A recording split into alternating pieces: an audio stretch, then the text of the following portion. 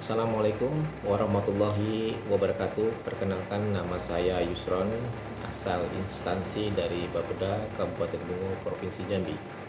Saya adalah salah satu peserta pelatihan kepemimpinan administrator angkatan keempat Bukit Tinggi tahun 2024. Bapak, Ibu, dan sekalian yang kami hormati, izinkan saya ingin memaparkan beberapa hal terkait dengan tugas yang diberikan oleh fasilitator kami, yaitu Bapak Deandri SHMH, terkait dengan modul pelatihan agenda ketiga. Salah satu topik yang ingin saya sampaikan adalah terkait dengan kepemimpinan transformasional. Bapak Ibu yang kami hormati, sebagaimana yang kita ketahui adalah kepemimpinan merupakan salah satu faktor yang sangat menentukan dalam pengembangan kemajuan dari sebuah organisasi. Dengan adanya kepemimpinan yang capable akan berdampak bagi kemajuan suatu organisasi. Nah, kepemimpinan transformasional dalam hal ini akan menjadi hal yang sangat penting untuk mengawal bagaimana mewujudkan visi dan misi dari suatu organisasi pemerintahan. Sama-sama kita ketahui adalah peran pemimpin itu sangat penting dalam suatu sistem organisasi pemerintahan. Pemimpin hadir untuk mengawal bagaimana visi dan tujuan organisasi ini bisa direalisasikan dengan baik. Kemudian bagaimana pemimpin ini bisa hadir untuk memotivasi sumber daya aparatur yang ada di dalam suatu organisasi. Bagaimana pemimpin juga bisa memberikan perubahan.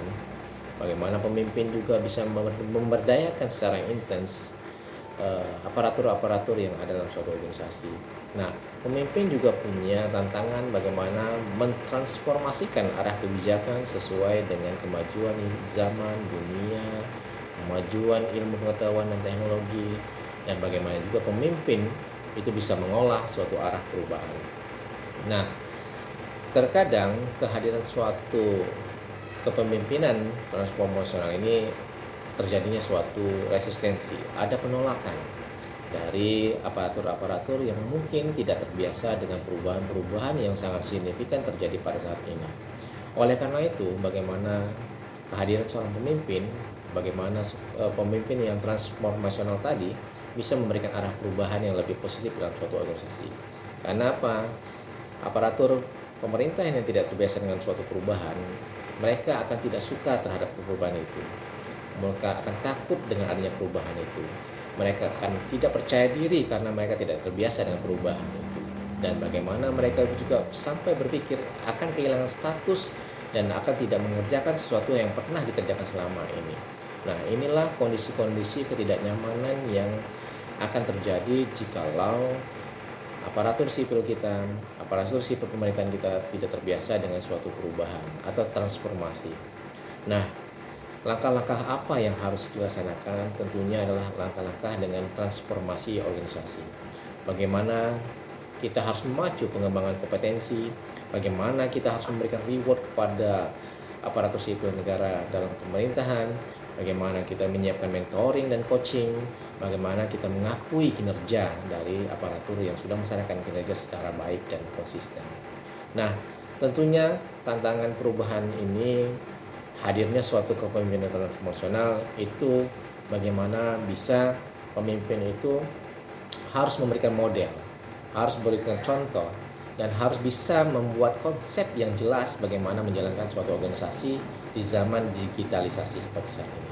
Hal ini akan berdampak terkait dengan efektivitas dari organisasi tersebut. Nah, gaya kepemimpinan apa yang dibutuhkan? Ini juga menjadi hal yang menarik. Yang pertama adalah gaya kepemimpinan yang idealis. Karena kita sama-sama tahu, pemimpin yang punya tipikal idealis ini pemimpin yang dalam kata lain dia tidak kaku, tapi bagaimana dia bertransformasi, mempengaruhi pengikutnya supaya sesuai dengan peraturan perundang-undangan yang berlaku. Bukan untuk mempersulit bawahan, hanya saja bagaimana mentransformasikan perubahan itu, SOP-nya harus dijalankan, standar pelayanan harus dijalankan, dan itu harus hadir dalam suatu kepemimpinan yang idealis. Yang kedua apa? Pemimpin yang memberikan inspirasi. Nah, ini sangat penting, memotivasi, menginspirasi orang-orang sekitar kita itu sangat penting dalam suatu organisasi.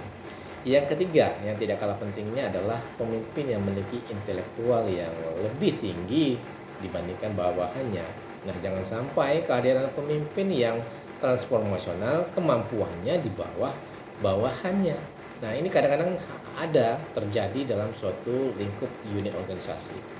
Kemudian bagaimana pemimpin itu sebagai mentor, hadir sebagai seorang mentor. Jadi kehadiran kita itu tidak menjadi beban bagi bawahan kita. Nah, yang terakhir adalah bagaimana pemimpin itu hadir sebagai kontrol suatu unit organisasi. Nah, bagaimana ini nanti visi dan misi itu bisa diwujudkan, inilah butuhnya kehadiran seorang kepemimpinan yang transformasional tadi. Mungkin itu Bapak Ibu yang bisa saya sampaikan. Terima kasih atas segala perhatian, mohon maaf atas segala kekurangan. Saya tutup dengan assalamualaikum warahmatullahi wabarakatuh.